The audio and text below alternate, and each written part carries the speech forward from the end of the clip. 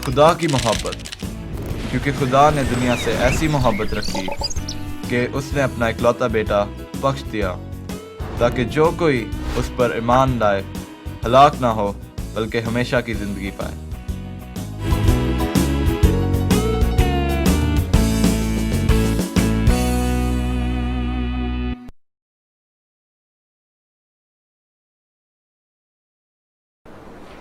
खुदावंद यीशु मसीह के अजीम और बाबरकत नाम में मैं एंजला मुश्ताक आप सबकी खिदमत में सलाम पेश करती हूँ और हमारे आज के इस खूबसूरत प्रोग्राम खुदावंद ने दुनिया से ऐसी मोहब्बत रखी में आप सबको खुशामदीद कहती हूँ। नाज़रीन, खुदावंद के कलाम में यूँ लिखा है, खुदावंद मेरा जुबान है, मुझे कमी ना होगी। वो मुझे हरी हरी चरागाहों में बिठाता है, वो मुझे राहत के चश्मों के पास ले जाता है, वो मेरी जान को बहाल करता है, वो मुझे अपने नाम की खातिर ताकत की राहों पर ले चलता है। बल्कि ख्वाह मौत के साए की वादी में से मेरा गुजर हो, मैं किसी बला से नहीं डरूंगा, क्योंकि तू मेरे साथ है। तेरे असा और तेरी लाठी से मुझे तसल्ली है। नाज़रीन, खुदावंद हमेशा हमारे साथ है और हमारी हिफाजत और निगहबानी करता है। आइए नाज़रीन, अभी वक्त है खुदावंद की प्रस्तिश और हमदोसना का। तो आइए ये खूबसूरत गीत सुनते हैं।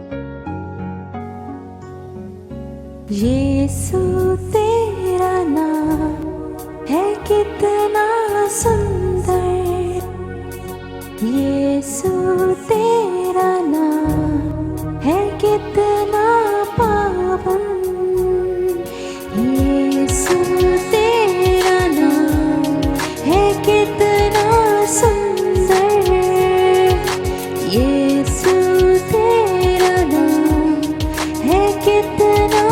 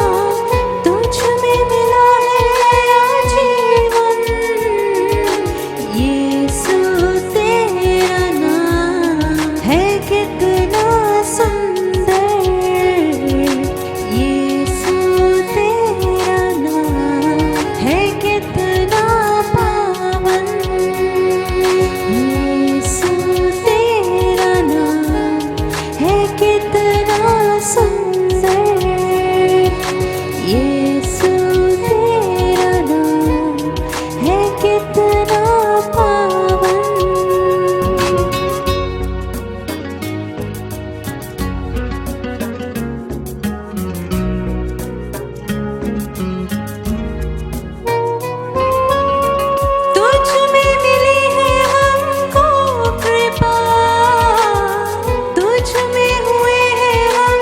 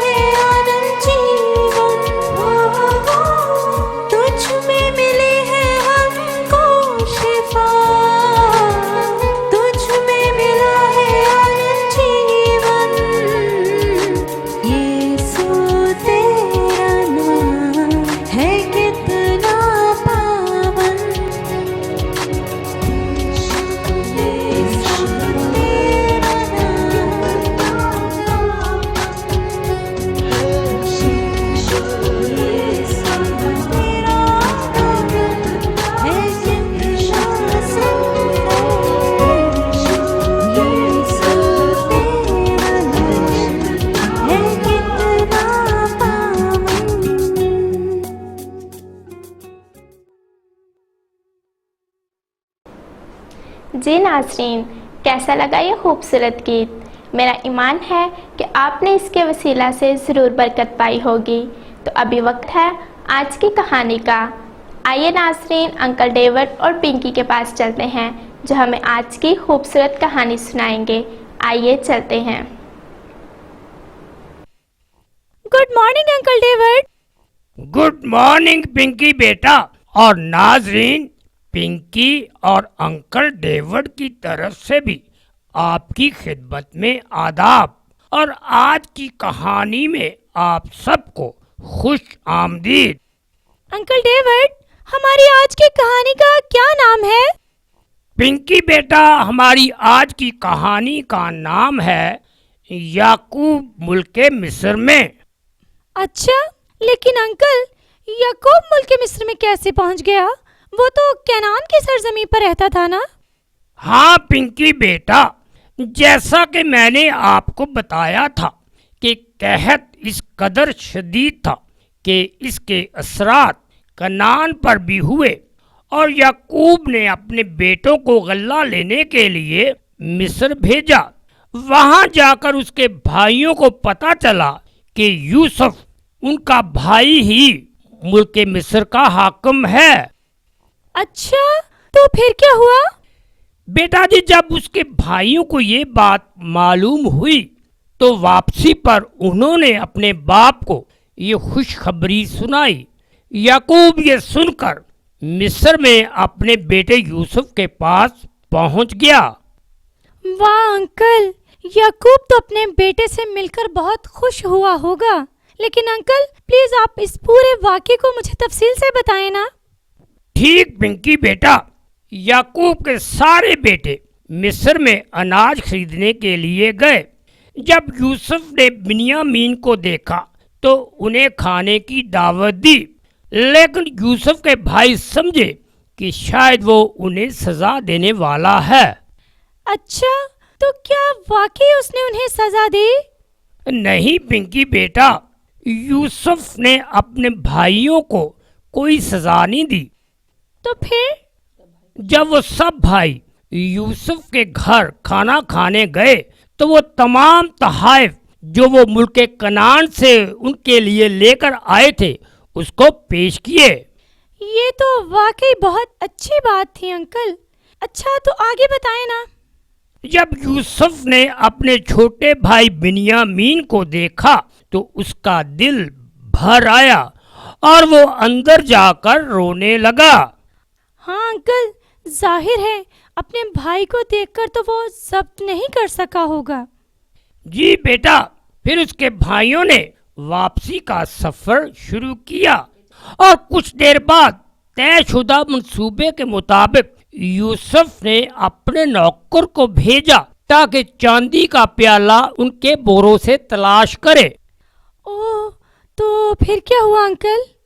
नौकर ने हर एक का बोरा देखा और आखिर में प्याला बिन्यामीन के बोरे में से मिल गया। तो फिर यूसुफ ने क्या कहा इस बारे में? यूसुफ ने कहा, जिस शख्स के पास से ये प्याला निकला है वो मेरा गुलाम होगा। तुम अपने बाप के पास सलामत चले जाओ। अच्छा, तो फिर क्या हुआ अंकल? पिंकी बेटा, यहूदा ने जवाब दिया कि हम शर्मिंदा हैं। यूसुफ ने जब अपने भाइयों के दिल की तब्दीली देखी तो वो उसके सामने और जब्त ना कर सका और उसने अपने आप को भाइयों पर जाहिर कर दिया। अंकल, यूसुफ तो अपने भाइयों को मिलकर बहुत ही खुश हुआ होगा ना? जी बेटा, उसने खुशी से अपने भाइयों को चूमा और उनसे मिलकर बहुत रोया। अंकल, ये तो वाकई बहुत खुशी की बात थी। तो फिर क्या हुआ, बताएं ना। यूसुफ के 11 भाई कनान वापस आ गए और जो कुछ हुआ था अपने बाप याकूब को बताया। तो याकूब ने ये सब कुछ जानकर क्या महसूस किया? उसने कहा, मैं जान गया कि मेरा बेटा यूसुफ अब तक जिंदा है। मैं मरने से पेशतर जाकर उसे देख लूंगा। तो अंकल, याकूब तो अपने बेटे को मिलने के लिए फौरन मिस्र को रवाना हो गया होगा, जी पिंकी बेटा, याकूब और उसके खानदान के 70 अफराद मिस्र को गए। याकूब और यूसुफ का दोबारा मिलना देखने से ताल्लुक रखता था और बहुत ही खुशी का समा था। और पिंकी बेटा, अगरचे याकूब और यूसुफ ने जिंदगी में कई मुश्किलात देखी, लेकिन खुदावंद उनके साथ था और यूसुफ जिंदगी भर खुदा के साथ साथ चलता रहा। हम उनकी जिंदगी में पुख्ता ईमान की बरकत देख सकते हैं। अच्छा जी। हाँ जी।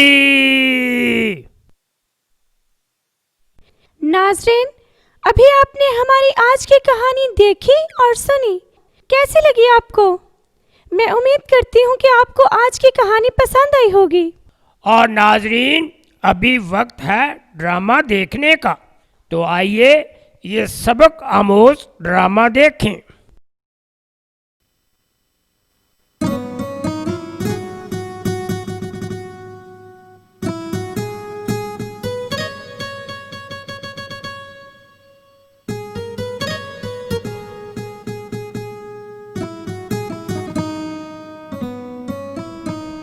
ਅੱਬੂ, ਹਾਂਜੀ।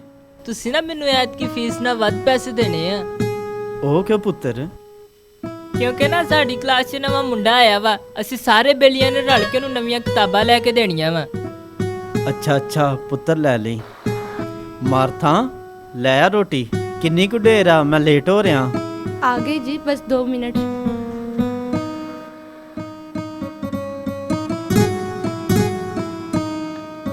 आज दुआ भी शकील ही करेगा।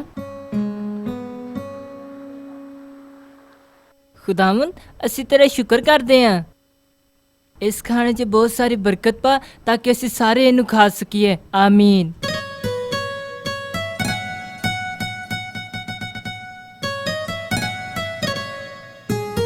ਲੈ ਖਾ ਮੇਰਾ ਪੁੱਤਰ ਰੋਟੀ।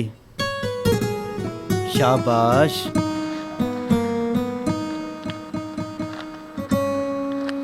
ਅੱਛਾ ਮਾਰਥਾ, ਨਿਆਣਿਆਂ ਨੂੰ ਤਿਆਰ ਕਰਕੇ ਸਕੂਲ ਘੱਲ ਦੇ ਤੇ ਮੈਂ ਵੀ ਹੁਣ ਕੰਮ ਤੇ ਚੱਲਾਂ। अच्छा ठीक है जी।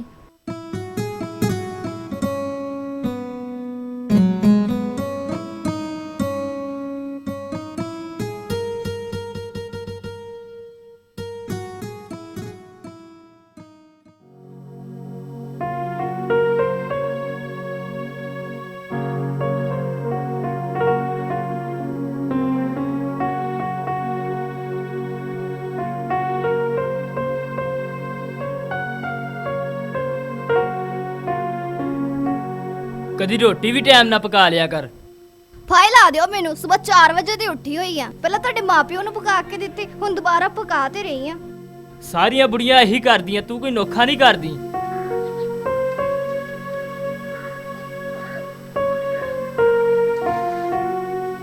ਮੈਨੂੰ ਵੀ ਇੱਕ ਨਵਾਂ ਸੂਟ ਲੈ ਦਿਓ। ਕੱਲ ਮਾਰਥਾ ਨੇ ਇੰਨਾ ਸੋਹਣਾ ਸੂਟ ਲਿਆ ਸੀ। ਪਤਾ ਨਹੀਂ ਇਹਨਾਂ ਕੋ ਕਿੱਥੋਂ ਇੰਨੇ ਪੈਸੇ ਆ ਜਾਂਦੇ ਆ। ਜਦੋਂ ਵੇਖੋ ਕੋਈ ਨਾ ਕੋਈ ਨਵੀਂ ਸ਼ੈ ਲੈ ਕੇ ਆਏ ਹੁੰਦੇ ਆ। ਸਵੇਰੇ ਸਵੇਰੇ ਉੱਠ ਕੇ ਲੜਿਆ ਨਾ ਕਰੋ, ਦੁਆ ਕਰਿਆ ਕਰੋ, ਰੱਬ ਤੁਹਾਨੂੰ ਵੀ ਦੇਗਾ। ਕਿੱਥੋਂ ਦੇਗਾ? ਤੁਹਾਡੇ ਆਪਣੇ ਖਰਚੇ ਤਾਂ ਪੂਰੇ ਹੁੰਦੇ ਨਹੀਂ। ਕਦੀ ਤੁਹਾਡੀ ਐਨਕ ਕੋਈ ਨਹੀਂ, ਕਦੀ ਤੁਹਾਡੀ ਦਵਾਈ ਕੋਈ ਨਹੀਂ। ਹਾਂ ਹਾਏ, ਤੂੰ ਤਾਂ ਚੁੱਪ ਕਰ, ਕੋਈ ਨਵਾਂ ਰੌਲਾ ਨਾ ਪਾ ਦੀ ਵਿੱਚ। ਅਸਤਰ, ਇਹਨਾਂ ਬੋਲਿਆ ਨਾ ਕਰ। ਬੱਚਿਆਂ ਨੂੰ ਉਠਾ ਤੇ ਸਕੂਲ ਭੇਜ, ਰੋਜ਼ ਹੀ ਲੇਟ ਜਾਂਦੇ ਆ।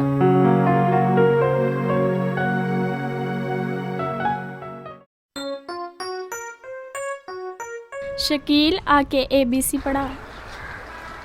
A B C D E F G H I J K L। आ जाओ। आज फिर तुसी लेट आए जे। चलो बैठो। चल शकील, दोबारा पढ़ा इन्हां नूं। A B C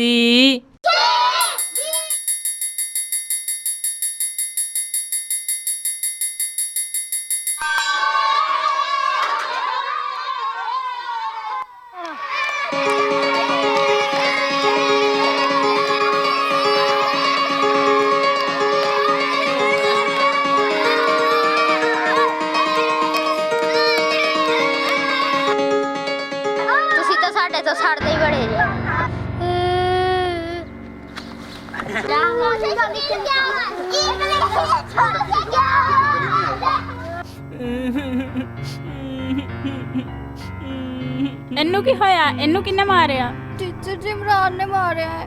ਇਮਰਾਨ ਕਿਉਂ ਮਾਰਿਆ ਇਹਨੂੰ? ਆਰਾਮ ਨਾਲ ਹੀ ਖੇਲ ਸਕਦੇ ਤੁਸੀਂ। ਕੱਲ ਆਪਣੇ ਅੱਬੂ ਨੂੰ ਬੁਲਾ ਕੇ ਲਿਆਣਾ ਮੇਰੇ ਕੋਲ, ਉਹਨਾਂ ਨੂੰ ਸ਼ਿਕਾਇਤ ਕਰਾਂਗੀ ਤੇਰੀ।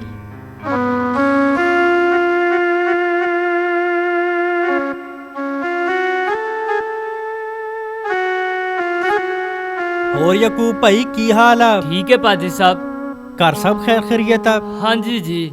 ਕੀ ਗੱਲ ਹੈ ਭਾਈ ਯਾਕੂਬ? ਖੈਰ ਤੇ ਹੈ, ਪਰੇਸ਼ਾਨ ਲੱਗ ਰਹੇ ਆ। ਕੀ ਦੱਸਾਂ ਭਾਈ ਸਾਹਿਬ, ਸਕੂਲੋਂ ਆਇਆ ਵਾਂ, ਬੱਚਿਆਂ ਤੋਂ ਵੀ ਪਰੇਸ਼ਾਨ ਤੇ ਘਰੋਂ ਵੀ ਪਰੇਸ਼ਾਨ। ਵੇਖੋ ਜੀ ਭਾਈ ਸਾਹਿਬ, ਮੈਂ ਇੰਨੀ ਮਿਹਨਤ ਕਰਦਾ, ਵਾਈ ਬੰਨਾ ਕਰਦਾ, ਪਰ ਇਹਦੇ ਬਾਵਜੂਦ ਨਾ ਮੇਰੀ ਰੋਜ਼ੀ 'ਚ ਬਰਕਤ, ਨਾ ਮੇਰੇ ਘਰ 'ਚ ਸਕੂਨ। ਮੈਂ ਲੋਕਾਂ ਵੱਲ ਵੇਖਦਾ, ਉਹ ਇੰਨੀ ਮਿਹਨਤ ਵੀ ਨਹੀਂ ਕਰਦੇ, ਇਹਦੇ ਬਾਵਜੂਦ ਉਹਨਾਂ ਦੇ ਘਰ ਭਰੀ ਜਾ ਰਹੇ ਨੇ, ਖੁਦਾ ਉਹਨਾਂ ਨੂੰ ਦਿੱਤੀ ਜਾ ਰਿਹਾ ਹੈ। ਭਾਈ ਯਾਕੂਬ, ਕਲਾਮ ਨੂੰ ਆਰਜ਼ੀ ਤੌਰ ਤੇ ਪੜ੍ਹ ਲੈਣਾ ਕੋਈ ਵੱਡੀ ਗੱਲ ਨਹੀਂ, ਇਹਨੂੰ ਦਿਲੋਂ ਪੜ੍ਹਨਾ ਤੇ ਦਿਲੋਂ ਕਬੂਲ ਕਰਨ ਦੀ ਗੱਲ ਹੈ। ਖੁਦਾ ਦੇ ਨਾਲ ਇਹ ਗੱਲ ਕਰਨੀ ਹੈ ਕਿ ਖੁਦਾ, ਮੈਂ ਤੇਰੇ ਕਲਾਮ ਤੇ ਚੱਲਣਾ ਤੇ ਮੈਨੂੰ ਉਹ ਰੋਸ਼ਨੀ ਦੇ ਤੇ ਮੈਂ ਆਪਣੇ ਅੰਦਰੋਂ ਉਹ ਕਮੀ ਲੱਭ ਸਕਾਂ ਜਿਹਦੀ ਵਜ੍ਹਾ ਤੋਂ ਮੈਂ ਤੇਰੇ ਤੋਂ ਦੂਰ ਹਾਂ। ਤੇ ਜਦੋਂ ਅਸੀਂ ਆਪਣੀ ਉਹ ਕਮੀ ਦੂਰ ਕਰ ਲੈਨੇ ਆ ਤੇ ਖੁਦਾ ਸਾਡੇ ਅੰਦਰ ਆ ਕੇ ਵਸਦਾ ਏ ਤੇ ਸਾਨੂੰ ਸਾਰੀ ਰੋਸ਼ਨੀ ਹੋ ਜਾਂਦੀ ਏ ਤੇ ਬਰਕਤਾਂ ਸਾਡੇ ਆਲੇ ਦੁਆਲੇ ਆ ਜਾਂਦੀਆਂ ਨੇ। ਫਿਰ ਅਸੀਂ ਖੁਦਾ ਦੇ ਦੋਸਤ ਬਣ ਜਾਂਦੇ ਆ। ਤੂੰ ਵੀ ਆਪਣੀ ਜ਼ਿੰਦਗੀ ਦੇ ਵਿੱਚ ਖੁਦਾ ਦੇ ਕੋਲ ਜਾ ਕੇ ਉਹਨੂੰ ਦਿਲ ਦੇ ਨਾਲ ਪਿਆਰ ਕਰ ਤੇ ਦਿਲੋਂ ਉਹਦੀ ਤਾਜ਼ੀਮ ਸ਼ੁਰੂ ਕਰ ਦੇ। ਫਿਰ ਖੁਦਾ ਤੇਰੀਆਂ ਸਾਰੀਆਂ ਮੁਸ਼ਕਲਾਂ ਆਸਾਨ ਕਰ ਦੇਗਾ। ਅੱਛਾ, ਆਜੋ ਭਾਈ ਸਾਹਿਬ ਘਰ ਹੀ ਚੱਲਦੇ ਆਂ ਤੇ ਦੁਆ ਕਰਦੇ ਆਂ। ਚੱਲ ਫਿਰ।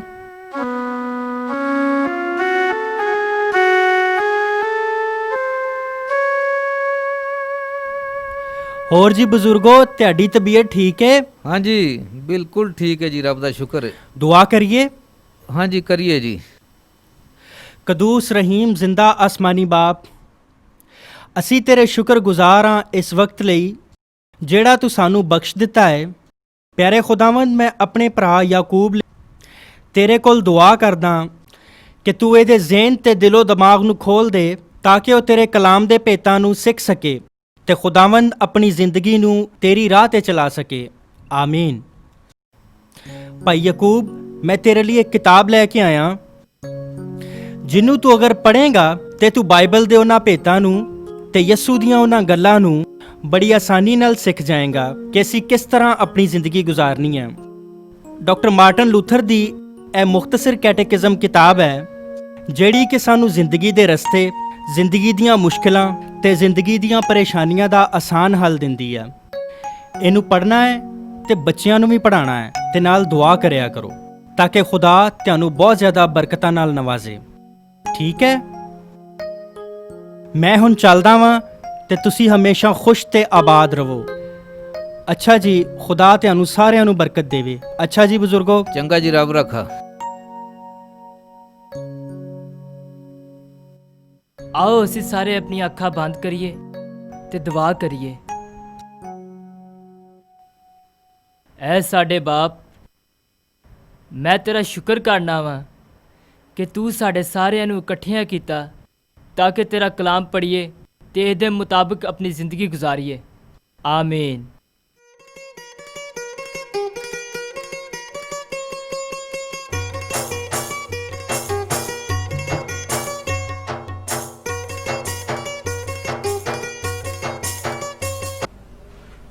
आपने हमारी आज की कहानी और ड्रामा को देखा और सुना। मेरा ईमान है कि आपने इनके वसीला से कलाम खुदा को सीखा है। अभी वक्त है कि हम डॉक्टर मार्टिन लूथर की मुख्तसर कैटेकिज्म से भी मज़ीद कलाम खुदा को सीखें। तो आइए सीखते हैं। खुदा यीशु मसीह के मुबारक और जलाली नाम में आप सबकी सलामती हो। आज हम खुदावंद के शुक्रगुजार हैं कि उसने अपना कलाम दिया ताकि हम उसके कलाम को सीख कर उस राह पे चल सकें जो हमेशा की ज़िंदगी की तरफ जाती है, ताकि हम खुदावंद की मर्ज़ी को पूरा कर सकें, ताकि हम ये जान सकें कि खुदावंद की मर्ज़ी क्या है और हमारी ज़िंदगियों से खुदा का जलाल ज़ाहिर हो। और कभी कभार हम ये समझते हैं कि हम जिस राह पे चल रहे हैं वो हमेशा की ज़िंदगी की तरफ जाती है। हम ये समझते हैं कि हम जिस राह पे चल रहे हैं वो खुदावंद की मर्ज़ी के मुताबिक है। हम अपनी ज़िंदगियों में खुदावंद की मर्ज़ी को पूरा कर रहे हैं, हमारी ज़िंदगियों से खुदा का जलाल ज़ाहिर हो रहा है, लेकिन हकीकत में ऐसा नहीं होता। हम खुदावंद की मर्ज़ी को पूरा नहीं कर रहे होते, हम उस राह पे नहीं चल रहे होते जो हमेशा की ज़िंदगी की तरफ जाती है, बल्कि हम उस राह पे जा रहे होते हैं जो मौत की तरफ जाती है। तो हम कैसे जान सकते हैं कि हम किस ओर चल रहे हैं? हम खुदावंद के कलाम से जानते हैं। खुदावंद के कलाम में लिखा है, तेरा कलाम मेरे कदमों के लिए चिराग और मेरी राह के लिए रोशनी है। और उसी रोशनी से हम जानते हैं कि हमें किस ओर चलना है, हमें हमेशा की ज़िंदगी की तरफ जाना है या हमें मौत की तरफ जाना है। तो खुदावंद के कलाम से हम सीखते हैं कि खुदावंद की मर्ज़ी क्या है, खुदावंद हमारी ज़िंदगियों से क्या चाहता है, और खुदावंद के कलाम ही से हम खुदावंद का जलाल ज़ाहिर करते हैं। और आज हम खुदावंद के कलाम में से सीखेंगे दुआ के बारे में, और हम इसमें से सीखेंगे दुआ क्या है और एक ईमानदार कब और कहाँ दुआ कर सकता है। आए खुदावंद के कलाम में से इसके बारे में सीखते हैं। पहला तसल्लीकियों 5वां बाब और उसकी 17वीं आयत, हर एक बात में शुक्रगुजारी करो। इफसियों 6 बाब और उसकी 18वीं आयत, और हर वक्त और हर तरह से रूह में मिन्नत और दुआ करते रहो। मत्ती 6 बाब और उसकी 6 आयत, जब तू दुआ करे तो अपनी कोठरी में जा और दरवाजा बंद करके अपने बाप से जो पोशीदगी में है दुआ कर। पहला तिमोथी 2 बाब और उसकी 8वीं आयत, मैं चाहता हूँ कि मर्द हर जगह बगैर गुस्सा और तकरार के पाक हाथों को उठाकर दुआ किया करें। मत्ती 28वां बाब और उसकी 20वीं आयत, और देखो मैं दुनिया के आखिर तक हमेशा तुम्हारे साथ हूँ। हमने खुदावंद के कलाम में से हवाला जात का मुतालिया किया और हमने सीखा कि एक ईमानदार किसी भी वक्त और किसी जगह भी दुआ कर सकता है। यानी वो किसी भी वक्त, सुबह को, दोपहर को, शाम को, किसी भी वक्त दुआ कर सकता है, और किसी भी जगह। यानी वो ना सिर्फ खुदावंद के घर में, या वो सिर्फ अपने घर में, या वो जहाँ पर जॉब करता है वहाँ पर दुआ कर सकता है, बल्कि वो उठते बैठते चलते फिरते और सफ़र में भी खुदावंद से दुआ कर सकता है। और मज़ीद जानेंगे एक ईमानदार किन अल्फाज में दुआ करे, और इसके बारे में जानने के लिए आए कलाम मुक़द्दस में से सीखते हैं। पहला सैमुअल 1 बाब और उसकी 10वीं आयत से 16वीं आयत, हन्ना ने दुआ में खुदा के सामने अपना दिल उंडेल दिया। हौसिया 14वां बाब और उसकी 2 आयत, कलाम लेकर खुदावंद की तरफ रजू लाओ और कहो, हमारी तमाम बदकरदारी को दूर कर और फजल से हमको कबूल कर। हमने खुदावंद के हवालाजात में से ये सीखा कि हन्ना ने खुदावंद से दुआ की, उसने अपने दिल को खुदावंद के हजूर उंडेल दिया। यानी उसने अपने दिल को खुदावंद के हजूर खोल दिया। उसके अंदर जितना भी दुख था, उसके अंदर जितना भी दर्द था, वो खुदावंद के हजूर उसने बयान किया। यानी कि एक ईमानदार दुआ में अपने अल्फाज इस्तेमाल कर सकता है। हम खुदावंद से ये बयान कर सकते हैं, ये दुआ कर सकते हैं कि आए खुदावंद तू मेरी बीमारी को मुझसे दूर कर, आए खुदावंद मुश्किलात में हूँ, आए खुदावंद तू मेरी मुश्किलात को दूर कर। इस तरह हम अपने अल्फाज का भी इस्तेमाल कर सकते हैं। और मज़ीद जानते हैं एक ईमानदार दूसरे शख्स के दिए हुए अल्फाज इस्तेमाल करके दुआ कर सकता है। और आए कलाम मुक़द्दस में से सीखते हैं। मत्ती 6 बाब और उसकी 7वीं व 9वीं से 13वीं आयत, और दुआ करते वक्त गैर कौमों के लोगों की तरह बक बक ना करो, क्योंकि वो समझते हैं कि हमारे बहुत बोलने के सबब से हमारी सुनी जाएगी। इस तरह तुम दुआ किया करो, आए हमारे बाप तू जो आसमान पर है, तेरा नाम पाक माना जाए, तेरी बादशाही आए, तेरी मर्जी जैसी आसमान पर पूरी होती है जमीन पर भी हो। हमारी रोज की रोटी आज हमें दे, और जिस तरह हमने अपने कर्जदारों को मुआफ किया है तू भी हमारे कर्ज मुआफ कर, और हमें आजमाइश में ना ला बल्कि बुराई से बचा। हमने खुदावंद के कलाम में से सीखा एक ईमानदार यकीनन मुख्तसर अल्फाज जो हमारे खुदावंद ने बतौर एक नमूना दुआए रबानी में दिए इस्तेमाल करेगा। हमने खुदावंद के कलाम में से पढ़ा, सुना और सीखा। मेरी दुआ है इस कलाम के वसीला से खुदावंद आप सबको बरकत दे, आमीन। जी नाज़रीन, मैं खुदावंद की शुक्रगुजार हूँ कि आप हमारे इस प्रोग्राम को नहायत दिलचस्पी के साथ देखते हैं और अपनी पसंदीदगी का इजहार भी करते हैं। मैं शुक्रगुजार हूँ उन तमाम दुआया दरख्वास्तों के लिए जो आप हमारी दुआया टीम तक पहुँचाते हैं, और हमारी दुआया टीम उनको खुदावंद के हुजूर में पेश करती है और वो जिंदा कादिर मुतलक खुदा उन दरख्वास्तों का जवाब भी देता है। और वो मेरे बहन भाई जो मुख्तलिफ परेशानियों और मसाइल में घिरे हुए हैं, बिल्कुल भी मायूस ना हो, बल्कि अपनी इल्तिजाएं इसी तरह खुदावंद की हजूरी में पेश करते रहें। और वो जिंदा कादिर मुतलक खुदा सब कुछ कर सकता है और वो वक्त पर आपको ज़रूर जवाब देगा। खुदावंद भला है, उसकी शफ़क़त अबदी है और उसकी वफ़ादारी पुश्त दर पुश्त रहती है। प्रोग्राम मिरेकल ऑफ गॉड में मैं एंजला मुश्ताक आप सबकी खिदमत में सलाम पेश करती हूँ। नाज़रीन, आइए सुनते हैं खुदावंद के अजीम कामों, उसकी लाजवाब मोहब्बत और उसके रहमो फजल के बारे में उसकी मखलूक क्या कहती है। इसी तरह नाज़रीन, उकाड़ा से मोहम्मद रफ़ीक ने हमें कॉल पे दुआ के लिए दरख्वास्त की। उसके घर में उसके रिश्तेदारों ने जादू टूना किया था। यीशु मसीह जिसके नाम में शैतानी कुव्वतें भाग जाती हैं। हमारी दुआया टीम ने मोहम्मद रफ़ीक और उसके घराने के लिए दुआ की और तमाम शैतानी असरात नस्त नबूद हो गए। हालेलुया, उसके कुदरत वाले नाम की तारीफ़ हो। इसी तरह नाज़रीन, सना परवेज़ चक नंबर 134 9L साहिवाल से कहती हैं, मैं अरसा 5 साल से सख्त बीमार थी। दुआया टीम ने मेरे लिए दुआ की और खुदा ने मुझे मेरी बीमारी से छुटकारा बख्शा। आमीन। इसी तरह नाज़रीन, तबस्सुम मुनव्वर जो चिचापनी में रहती हैं, हमें ख़त लिखा कि उसका खामन उस पर बहुत जुल्म करता है, शराब के नशे में बेहद तशद्दुद करता है। उसके लिए दुआ करें। हमारी दुआया टीम ने मुनव्वर मसीह के लिए दुआ की। खुदा का शुक्र है कि खुदा ने मुनव्वर को एक नई ज़िंदगी बख्शी और उसे एक नया इंसान बना दिया। आजकल मुनव्वर अपने ख़ानदान के साथ हंसी खुशी ज़िंदगी बसर कर रहा है। उसके अजीम नाम की तारीफ़ हो। जी नाज़रीन, आपने हमारा आज का प्रोग्राम देखा और सुना। मैं उम्मीद करती हूँ कि आपने इसके वसीला से ढेरों बरकत हासिल की हैं। इस प्रोग्राम को मज़ीद बेहतर बनाने के लिए आप अपनी कीमती आरा और मशवराजात हम तक पहुँचा सकते हैं। हमारा पता है confessional evangelical Lutheran church 26 Ravi block, Shadman town, Sahiwal. हमारा ईमेल एड्रेस है muniralam0302@gmail.com। अपना ख्याल रखिएगा। खुदा हाफिज़।